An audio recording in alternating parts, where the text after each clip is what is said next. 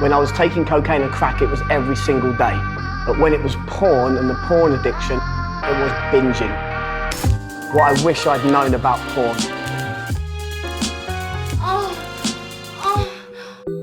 So my relationship with porn started at a very, very young age. In fact, I was about 4 years old when the older kids on the estate invited me into their home. My mum thought I was safe because they were the bigger kids and everyone knew them.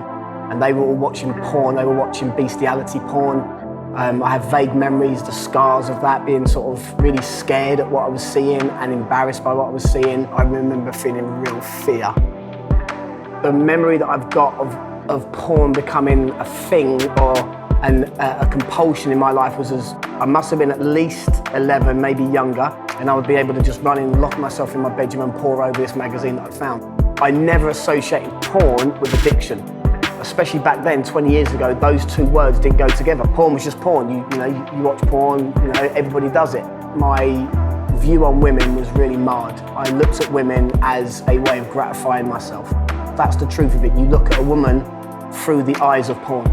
But I think we all know that it's not okay. That's why it goes on in secret. And it was only very recently that I actually acknowledged that there might be an addiction. It was about 4 years ago, when I actually said maybe this is actually an addiction that needs to be tackled the same way that the other drugs in my life were.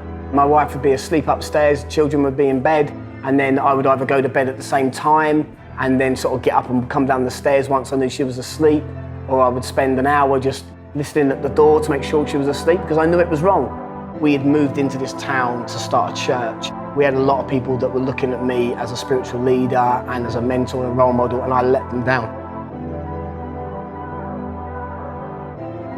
Everything came to a big head because I ended up speaking inappropriately sexually because porn would fuel it.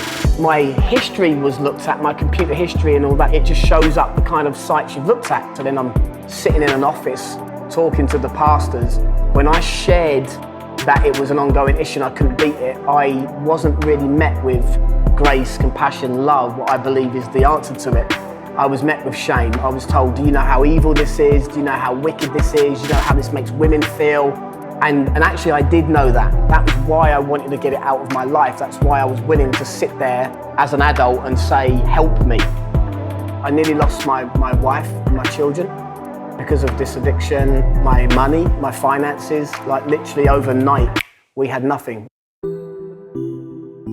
The age I was when I first was exposed to porn against my will is the same age that my children are now, between the age of 5 and 3. And when I look at them and imagine, especially my daughters, that the women that I have viewed on porn were that age once, that they are somebody's daughter.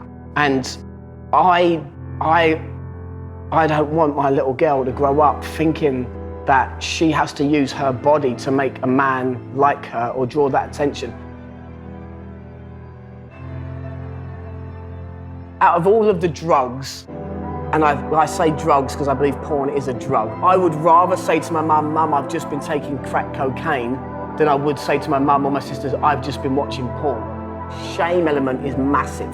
If we get the shame off and talk about it, if we will bring this into the open, I think there's a lot more chance that people that do want to get free will get free of it. If there was a button that I could press, that would mean that all porn would be eradicated from the world, internet gone, all the porn gone. I would fight 1,000 men and more to get to it. I would do anything and everything I could to get to that button and press it, because I think that it is so important that porn is gone from our lives.